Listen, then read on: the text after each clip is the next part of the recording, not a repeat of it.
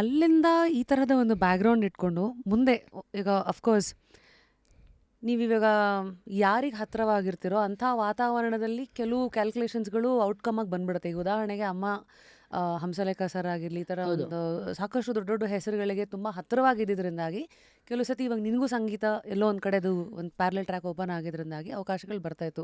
Hamsalekha sir ಅಂದ ತಕ್ಷಣ ನನಗೆ ಹೂವು ಹಣ್ಣು ಟೈಮಲ್ಲಿ ಸಾಧನಾ ಮ್ಯೂಸಿಕ್ ಸ್ಕೂಲಲ್ಲಿ ಕರ್ಕೊಂಡು ಹೋಗಿದ್ರು ನಮ್ಮನ್ನೆಲ್ಲ. ಜೈ ಜೈ ರಾಮ ಜೈ ಜೈ ಜೈ ಜೈ ಜೈ ನೀನು ಇದ್ವಲ್ಲ ಇದ್ದೆ ಅಲ್ಲ. ಹೌದು ಬಟ್ ಬೈ ದೆನ್ ನೀವೆಲ್ಲ ಅವಾಗ ಸ್ಟಾರ್ ಸಿಂಗರ್ಸು. ಹೌದು ಯಾಕಂದರೆ ಒಂದು ಬ್ರ್ಯಾಂಡ್ ಇತ್ತು, ಒಂದು ಐಡೆಂಟಿಟಿ ಆವಾಗಲೇ ಬಂದ್ಬಿಟ್ಟಿತ್ತು. Playback singer baby Rekha ಅಂತ. ಹೌದು ಐ ರಿಮೆಂಬರ್ ಅವ್ರು ವೈಟ್ ಆ್ಯಂಡ್ ವೈಟ್ ಸಫಾರಿನೋ ಸೂಟ ಹಾಕೊಂಡು ಒಂದು ಗೋಲ್ಡನ್ ಕಲರ್ ವಾಚನ್ನೆಲ್ಲ ಹೌದು ಹಿಂಗೆ ಸಫಾರಿ ತರ ಹಾಕೊಳ್ಳೋರು ವೈಟ್ ಅಂಡ್ ರೈಟ್ ವೈಟ್. ಹ್ಯಾಂಡ್ಗೆಲ್ಲ ಟೈ ಹೌದು ಮಾಡ್ಕೊಂಡು ಕಟ್ಕೊಂಡು ಹಿಂಗೆಲ್ಲ ನಿಂತ್ಕೊಳ್ಳೋರು. ಬಟ್ ಸೊ ಹೆಂಗೆ ಹಾಡಿಸೋರು ಇಂಡಿವಿಜುವಲ್ ಸಾಂಗ್ಸ್ ಅಂತೆಲ್ಲ ಬಂದಾಗ ಯಾವ ಥರ? ಆ್ಯಕ್ಚುಲಿ ಬೇರೆಯವರೆಲ್ಲ ನಮ್ಮಮ್ಮನೇ ಹೆದರ್ಸ್ಬಿಡೋರು. ನಮ್ಮಮ್ಮ ಇದ್ರೆ ನನಗೆ ಭಯ. ಆದರೆ ನಮ್ಮಮ್ಮ ಇದ್ರೆ ನೀಟಾಗಿ ಹಾಡ್ತಿದ್ದೆ. ಬಟ್ ಸರ್ ಬಂದುಬಿಟ್ರೆ ಇನ್ನೂ ಈಸಿ ಆಗಿಬಿಡೋದು. ಅವರು ಹಾಡೋ ನೀನು ಅನ್ನೋರು. ಟ್ಯೂನ್ ಕೊಟ್ಬಿಟ್ಟು ಹಾಡು ಹಾಡಿದ ತಕ್ಷಣ ನೋಡು ಖುಷಿಯಾಗಿ ಹಾಡ್ಬೇಕು ಕಣೋ ಈ ಹಾಡನ್ನ. ನೀನು ಖುಷಿಯಾಗಿದ್ಯಾ. ಈಗ ನಿಮ್ಮಪ್ಪ ಸಿಕ್ಕಿದ್ರು ನಿಂಗೆ, ನಿಮ್ಮಪ್ಪನ ಜೊತೆ ನೀನು ಹಾಡ್ತಾ ಇದ್ಯಾ. ನಿಮ್ಮಪ್ಪ ಎಷ್ಟಿಷ್ಟ ನಿಂಗೆ? ತುಂಬ ಇಷ್ಟ. ನಿಮ್ಮಪ್ಪ ಹಾಡ್ತಿದ್ದಾರೆ, ಎಸ್ ಪಿ ಸರ್ ನಿಮ್ಮಪ್ಪ ಥರ ಹಾಡಿದ್ದಾರೆ. ಅವ್ರ ಜೊತೆ ಅದು ಡ್ಯಾಡಿ ಡ್ಯಾಡಿ ಅಂತ ಸಾಂಗು. ನಿನ್ನ ಅವ್ರು ಹೊಗಳ್ತಾ ಇದ್ದಾರೆ, ಅಯ್ಯೋ ನನ್ನ ಮಗಳು ಗ್ರೇಟು, ನನ್ನ ಮಗಳು ಜಾಣೆ, ನನ್ನ ಮಗಳು ತುಂಟಿ. ನೀನು ಏನು ಹೇಳ್ತೀಯ ಅವಾಗ ಅದನ್ನು ಹೇಳು ಸಾಂಗಲ್ಲಿ, ಅದೇ ನಾನು ಬರೆದಿರೋದು ಅಂತ. ಹೌದಾ ಅಂತ ತಕ್ಷಣ ಅದು ಹಾಗೆ ಬಂದ್ಬಿಡೋದು ಫ್ಲೋ. ಹೌದಾ ಅಂದ ತಕ್ಷಣ ಅಂದಾಗ ನಿಂದ ಬೇಬಿ ರೇಖಾ ವಾಯ್ಸ್ ಹೆಂಗೆ ಬಂತು ಗೊತ್ತಾ ಈಗ? ಅಲ್ಲ ಅಂದರೆ ಅವ್ರ ಹತ್ರ ಫೀಲ್ ಮಾಡಿಸೋರು. ನನಗೆ ಆಮೇಲೆ ಈಗ ನೋಡಿ ಈಗ ನೆನ್ಸ್ಕೊಂಡು ನಾನು ಗೂಸ್ ಬಂದ್ಬಿಟ್ಟು ಎಸ್ ಪಿ ಸರ್ ಜೊತೆ ಹಾಡಿದ್ದೀನ ನಾನು ಅಂತ. ಅವಾಗ ಏನು ಗೊತ್ತಾ, ಅವ್ರು ಅಲ್ಲೇ ಇದ್ದವ್ರು ಕಾಲು ನಮಸ್ಕಾರ ಮಾಡಿದೆ ಬಂದೆ. ನಮ್ಮಮ್ಮ ಹೇಳಿದ್ರು ಕಾಲು ನಮಸ್ಕಾರ. ಇವಾಗ ಅದನ್ನು ನಾವು ದಬಾರಂಗೆ ಬಿದ್ದೇ ಬಿಡ್ತೀವಿ. ಆವಾಗ ನಮ್ಮಮ್ಮ ಹೇಳೋರು ಕಾಲಿಗೆ ನಮಸ್ಕಾರ ಮಾಡು. ಅವ್ರು ಕೀ ಕೊಡಬೇಕು, ನೀವು ಮಾಡಬೇಕು. ಹಂಗಿರ್ತಿತ್ತು. ಆಮೇಲೆ ಹೋಗಿ ಆಡೋದು. ನನಗೆ ಇನ್ನೊಂದೇನಂದರೆ ಅಯ್ಯೋ ನಾನು ಆಟ ಆಡಬೇಕು, ಇವ್ರು ಬಂದು ಆಡೋ ಅಂತ ತಲೆ ತಿಂತಾರೆ ಕರ್ಕೊಂಬಂದ್ಬಿಟ್ಟಿದಾರಲ್ಲಪ್ಪ ಅಂತ ಹತ್ತಿರೋದೆಲ್ಲ ಉಂಟು ನಾನು ಆ ವಿಷಯಕ್ಕೆ. ಓಹೋ, ಅದು ಜಾನಕಿ ಅಮ್ಮನ ಜೊತೆ ಒಂದು ಸಾಂಗ್ ಆಡ್ಬಿಟ್ಟಿದ್ದೀನಿ. ಯಾವುದು? ಜುಟ್ಟು ಮರಿ ನೀನು ನೀವು ಓಯ್ ಇದ್ರಿ ಅನ್ಸುತ್ತೆ ಜುಟ್ಟು ಅದಕ್ಕೆ. ಮಾರಿ, ಜುಟ್ಟು ಮಾರಿ ನೀನು. ನಾನು ಜಾನಕಿ ಅಮ್ಮ ಅದು ಹಾಡಿರೋದು. ಫಸ್ಟ್ ನಾನು ಹಾಡ್ಬಿಟ್ಟಿದ್ದೆ. ಅದು ಹಾಡಿದಾಗ ಜಾನಕಿ ಅಮ್ಮ ಕೇಳ್ಬಿಟ್ರೆ ನಾನು ನೋಡ್ಬೇಕು ಹುಡುಗಿನ ಕರ್ಕೊಂಡು ಬಾ ಅಂತ ಅವ್ರೊಂದು ಅಂದಿದ್ದಾರೆ. ನಾನು ಸ್ಕೂಲಲ್ಲಿದ್ದೀನಿ, last period P T volleyball ಆಡ್ತಾಯಿದ್ದೀನಿ. ನಮ್ಮಮ್ಮ ಬಂದ್ಬಿಟ್ಟು ಪರ್ಮಿಷನ್ ಪ್ರಿನ್ಸಿಪಲ್ ಆಚೆ ಬಂದುಬಿಟ್ರು. ಜಾನಕಿ ಅಮ್ಮ ಕರ್ತವ್ರು ಅಂತ ಹೋಗು. ನಾನು ಆಟ ಆಡಬೇಕು ಅದು ಅಳ್ತಾ ಇದ್ದೀನಿ. ನಮ್ಮಮ್ಮ ಎಳ್ಕೊಂಡು ಹೋದ್ರೆ ಅವತ್ತು ಹತ್ಕೊಂಡೇ ಹೋಗಿದ್ದೀನಿ. ಅವ್ರು ನಂಗೆ ಮುತ್ತೆಲ್ಲ ಕೊಟ್ಟರು. ಆದರೆ ನನ್ನ ಪುಣ್ಯ ಏನು ಗೊತ್ತಾ, ಇವತ್ತಿಗೂ ಅವ್ರು ನನ್ನ ಜುಟ್ಟು ಮರಿ ಅಂತಲೇ ಕರೀತಾರೆ ಜಾನಕಿ ಅಮ್ಮ. ಈ ಥರ ಹತ್ತಿದೆಲ್ಲ ಉಂಟು. ನಾನು ಬರೋಲ್ಲ ಹಾಡೋಕ್ಕೆ, ನಮ್ಮಮ್ಮ ಎಳ್ಕೊಂಡೋಗಿ ಹಾಡ್ಸಿದ್ದಾರೆ. So nice. ಕಣ್ಣು ಮುಂದೆ ಹೆಂಗೆ ಕಟ್ದಂಗೆ ಆಗ್ತಾ ಇದೆ ಅಂದರೆ. ಅಯ್ಯೋ ಹಾಂ, ಈ ಮಧ್ಯ ಎಸ್ ಪಿ ಸರ್ ಅವರ ನೆನಪುಗಳು. ಅವ್ರದ್ದು ನನಗೆ ಬೇಜಾರೇನು ಗೊತ್ತಾ, ನನಗೆ ಅಷ್ಟು ಗೊತ್ತಿಲ್ಲದಿರೋ ವಯಸ್ಸಲ್ಲಿ ಹಾಡಿದೆ ನಾನು. ಅವ್ರು ಇದ್ದಾಗ ಅವ್ರ ಜೊತೆ ಒಂದು ಸಾಂಗ್ ಹಾಡೋಕ್ಕಾಗಿಲ್ಲ ಒಂದು ಸ್ಟೇಜಲ್ಲಿ. ಒಂದು ಸಲ ನಂಗೆ ಚಾನ್ಸ್ ಸಿಕ್ಕಿದಾಗ ನಾನು ಶೂಟಲ್ಲಿ ಬ್ಯುಸಿ ಆಗಿಬಿಟ್ಟೆ. ರೀಸೆಂಟಾಗ ಅಂದರೆ ಒಂದು 4-5 ಇಯರ್ಸ್ ಬ್ಯಾಕ್ ಶೂಟು 2 ದಿನ ಕಂಟಿನ್ಯೂಸ್ ನಾನು ಫುಲ್ ಡೇ ಇರಲೇಬೇಕಾಯಿತು. ಪರ್ಮಿಷನ್ ಕೇಳಿದ್ರು ನನಗೆ ಕೊಡೋಕ್ಕಾಗಲಿಲ್ಲ. ಅದು ನನಗೆ ತುಂಬ ನೋವಿದೆ. ಅವ್ರ ಜೊತೆ ಸ್ಟೇಜ್ ಹಂಚ್ಕೊಳ್ಳಿಲ್ಲ. ಒಂದು ಪಿಕ್ ತೊಗೊಂಡಿದ್ರೆ ಚೆನ್ನಾಗಿರ್ತಿತ್ತು ಅವ್ರ ಜೊತೆ ಅಂತ. ಒಂದು ಪಿಕ್ಕೂ ಇಲ್ಲ ನಂದು ಅವ್ರ ಜೊತೆಗೆ. ಓಹೋ, ಎಷ್ಟು ಸಲ ಎದುರುಗಡೆ ನೋಡಿದ್ದೀನಿ ನಾನು, ಎಷ್ಟು ಸಲ. ಅವ್ರ ಜೊತೆ ಒಂದು ಪಿಕ್ಕಿಲ್ಲ ನನಗೆ. ಅವ್ರ ಜೊತೆ ಅಂದರೆ ಹಾಡಿದ್ದು ನನಗೆ ಮೆಮರಿ ಇದೆ. ಅದು ಆಲ್ರೆಡಿ ರೆಕಾರ್ಡ್ ಆಗಿದೆ. ಇವತ್ತಿಗೂ ನಾವು ಗೂಗಲಲ್ಲಿ ಹುಡುಕಿದ್ರೆ ಸಾಂಗು ಸಿಗುತ್ತೆ, ನನ್ನ ಹೆಸರು ಇದೆ, ಅವ್ರ ಹೆಸರು ಪಕ್ಕ. ಬಟ್ ಅವ್ರ ಜೊತೆ ಒಂದು ಫೋಟೋ ಇಲ್ಲ. ಅದು ತುಂಬ ಫೀಲ್ ಆಗುತ್ತೆ ನನಗೆ. ಬಟ್ ಆ್ಯಸ್ ಅ ಕಿಡ್ ಮಗು ಬೇಬಿ ರೇಖಾ ಜೊತೆಗಿರೋ ಫೋಟೋಸ್ ಐ ಆಮ್ ಶೋರ್ ಇಲ್ಲ, ಅದೇ ಅದು ಇಲ್ವಾ? ಇಲ್ಲ.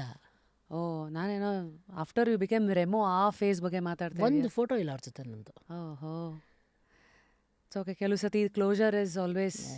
ತುಂಬ ಅದು ನೋವಿದೆ. ಅದು ಇನ್ಕಂಪ್ಲೀಟ್ ಅಂತಾರಲ್ಲ, ಅದೊಂದು ವಿಷಯದಲ್ಲಿ ಅದು ಇನ್ಕಂಪ್ಲೀಟ್ ಆಗೋಯ್ತು ನನಗೆ. So S P B sir ಆಯಿತು, ಜಾನಕಿ ಅಮ್ಮ, ಮತ್ತು ಈ ಕಡೆ ಹಂಸಲೇಖ ಸರ್ ಇನ್ನು. ಸೊ ಆ ಟೈಮಲ್ಲಿ ಈಗ ನಾನು ಒಂದು ಮ್ಯೂಸಿಕ್ ಫ್ಯಾಮ್ಲಿನಲ್ಲೇ ಬಂದು I can relate your journey. ನಮಗೂ ಏನೋ ಸಂಗೀತದಲ್ಲೇ ಅಚೀವ್ ಮಾಡಬೇಕಂತ ಇದ್ದಾಗ ಅವಾಗೆಲ್ಲ ನಮಗೆಲ್ಲ ಬರೀ ದಿನ ಬೆಳಗಾದರೆ ನ್ಯೂಸ್ ಪೇಪರ್ಗಳಲ್ಲಿ ಈ ವಾರ ಇಲ್ಲಿ ಕಾಂಪಿಟೇಷನ್ ಇದೆ ಅಂತ ಅನೌನ್ಸ್ ಆಗ್ತಾಯಿತ್ತು ಗೊತ್ತಾ? ಅಲ್ಲ, ಅನೌನ್ಸ್ ಆಗೋದು ಮತ್ತು ಅಲ್ಲಿ ಹೋಗೋದು, ಹಾಡೋದು, ಪ್ರೈಸ್ ತೊಗೊಳ್ಳೋದು, ಬರೋದು. ಅದಕ್ಕೆ ಅಂತ ಒಂದು ಸೆಟ್ ಆಫ್ ಸಿಂಗರ್ಸು. ಈಗ B J Bharat music director ಆಗಿರೋದು, ಸಿಂಪಲಾಗಿ ಒಂದು ಲವ್ ಸ್ಟೋರಿ, ನಾನು ಅವನ್ನೆಲ್ಲ ಒಟ್ಟೊಟ್ಟಿಗೆ. ಅಂದರೆ ಅದೊಂದು ಸರ್ಕಲ್ ಇತ್ತು. ಅದು ಬಿಟ್ಟರೆ ಐ ಥಿಂಕ್ ನೀವೆಲ್ಲ ಅವಾಗಲೇ ಸ್ಟ್ಯಾಂಪ್ ಬಿದ್ದಿದ್ದು ಒಂದು ಪ್ಲೇಬ್ಯಾಕ್ ಸಿಂಗರ್ ಅಲ್ವಾ? ನೀವೆಲ್ಲ ಕಾಂಪಿಟೇಷನ್ಸ್ಗಳಿಗೆ ಬರ್ತಾ ಇರಲಿಲ್ಲ. ನಾನು ಒಂದು ಕಾಂಪಿಟೇಷನ್ ಅಟೆಂಡ್ ಮಾಡಿಲ್ಲ. ಸೊ ನಾನು ಏನು ಕೇಳಕ್ಕೆ ಬಂದೆ ಅಂದರೆ, ಈ ಥರ ಒಂದು ಐಡೆಂಟಿಟಿ ತಗೋಬೇಕಂತ ಹೋರಾಡ್ತಿರೋ ಮಕ್ಕಳು ಒಂದು ಕಡೆ ಸಿಂಗಿಂಗಲ್ಲಿ, ಈ ಕಡೆ ಆಗಲೇ ಐಡೆಂಟಿಟಿ ಸಿಕ್ಕಿರೋ ಒಂದು ಪ್ಲೇಬ್ಯಾಕ್ ಸಿಂಗರ್, ಬೇಬಿ ಸಿಂಗರ್.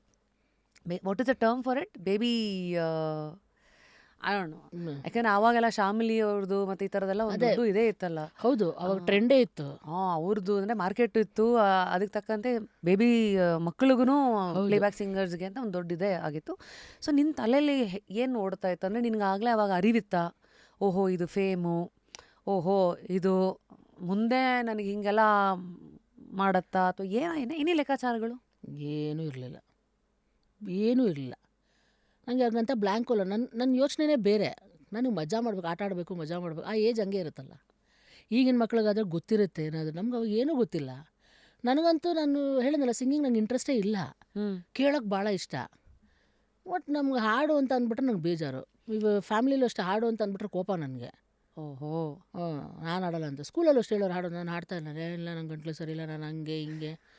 ಅದೊಂದು ಸ್ವಲ್ಪ ಇತ್ತು. Also I can relate to it, because ಹೋದ ಕಡೆ ಎಲ್ಲ ಬರೀ ಹಾಡು ಅಂದರೆ ಎಲ್ಲಿ ಇವಾಗ ಒಂದು ವರ್ಷದಲ್ಲಿ ಒಂದು 50-60 ಕಡೆ ಹೋಗ್ತೆ ಅಂದರೆ ಹೋದವ್ರ ಮನೆಯೆಲ್ಲ ಒಂದು ಹಾಡು ಹೇಳಮ್ಮ, ಹೋದ ಕಡೆ ಎಲ್ಲ ಒಂದು ಇದು ಮಾಡಮ್ಮ. ಅಲ್ಲ ಗುರು, ಆವಾಗಾದರೂ ಓಕೆ. ಈಗ ಹೋದ್ರೂ ಹಾಡು ಅಂದರೆ ಫ್ರೆಂಡ್ಸ್ ಗ್ರೂಪಲ್ಲಿ ಇರ್ತೀವಿ ಎಲ್ಲೋ ಒಂದು ಕಡೆ, ನಾಟ್ ನಮ್ಮ ರೆಗ್ಯುಲರ್ ಫ್ರೆಂಡ್ಸ್ ಅಲ್ಲ, ಎಲ್ಲೋ ಇನ್ನೊಂದು ಕಡೆ ಒಂದು ಗೆಟ್ಟಿಗೆ ಅಲ್ಲೋದಾಗ ಒಂದು ಹಾಡಾಡು ಅಂತಾರೆ. ಸುಮ್ಮನೆ ಕೂತಾಗ ನಾನು ಹೇಳೋದು, ನೀನು ಏನು ನಿನ್ನ ಕೆಲಸ ಏನು? ನಾನು ಲೆಕ್ಚರರ್ ಆಗಿದ್ದೀನಿ, ಒಂದು ಪಾಠ ಮಾಡು ಪ್ಲೀಸ್, ಪ್ಲೀಸ್ ನಂಗೋಸ್ಕರ ಅಂತ. ಅದಂಗೆ ಮತ್ತು ಹಂಗೆ ತಾನೇ ನಾನು ಆರಾಮಾಗಿರೋಕ್ಕೆ ಬಂದಿದ್ದೀನಿ, ನೀವ್ಯಾರು ಹಾಡ್ರಿ ಕೇಳ್ತೀನಿ ನಾನು ಅಂತ. ಬಟ್ ಸಿಂಗರ್ಸ್ ಗ್ರೂಪ್ ಸಿಕ್ಕಿದಾಗ ಫ್ರೆಂಡ್ಸ್ ಎಲ್ಲ ಹಾಡೋದು ಬೇರೆ. ಸೊ ಮನಸ್ಸು ಬಿಚ್ಚಿ ನೀವೇ ಹಾಡೋದು ಬೇರೆ. ಹೌದು, ಒಂದು ಆಬ್ಲಿಗೇಷನ್ಗೆ ಅಂತ ಸಿಕ್ಕಾಕ್ಸಿ ಅದು ಮಾಡಿ ಅನ್ನೋದು.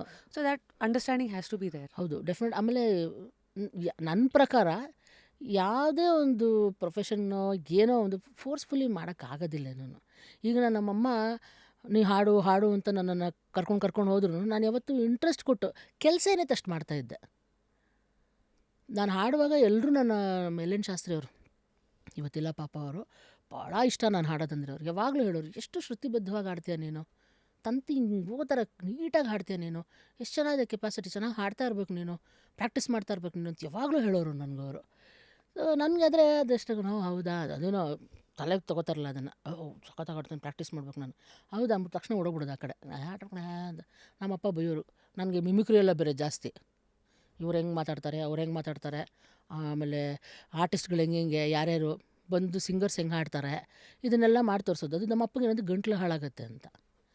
ಇನ್ನೊಂದು ಏನಂದರೆ, ನಮ್ಮ ಅಪ್ಪಂಗೆ ನನ್ನ ಗಂಟ್ಲ ಮೇಲೆ ಎಷ್ಟು ಪ್ರೀತಿ ಅಂದರೆ ಇವತ್ತಿಗೂ ನಾನು ನೇರಳೆ ಹಣ್ಣು ತಿನ್ನಲ್ಲ. ಅವ್ರು ಪ್ರಾಮಿಸ್ ತೊಗೊಂಡಿರೋದು ನನ್ನ ಹತ್ರ, ನಾನು ಟೇಸ್ಟೇ ಮಾಡಿಲ್ಲ. ಓಹೋ, ಟೇಸ್ಟೇ ಮಾಡಿಲ್ಲ. ಸೊ ಕ್ಲಿಯರ್ಲಿ ಅಪ್ಪನ ಮಗಳು ನೀನು. ಅಲ್ಲ, ಅವಾಗ ಗೊತ್ತಿರಲಿಲ್ಲ, ನಮ್ಮಪ್ಪ ಹೋದ್ಮೇಲೆ ಗೊತ್ತಾಗಿದ್ದು ನನ್ನ ಅಪ್ಪನ ಮಗಳು ಅಂತ. ಒಂದು ಕಳ್ಕೊಂಡ್ಮೇಲೆ ಯಾವಾಗಲೂ ಗೊತ್ತಾಗೋದು. ಸೊ ಆ ಥರ ಇತ್ತು. ಅದು ಮಜಾನೇ ಬೇರೆ. ಆ ಚೈಲ್ಡ್ಹುಡ್ಡಲ್ಲಿ ಅಂದರೆ ನೀವು ಹೇಳ್ದಂಗೆ ಫೇಮೆಲ್ಲ ತಲೆಗೂ ಹೋಗ್ತಾರಲ್ಲ, ನನಗಂತೂ ತಲೆ ಆಗ್ತಾ ಇರಲಿಲ್ಲ.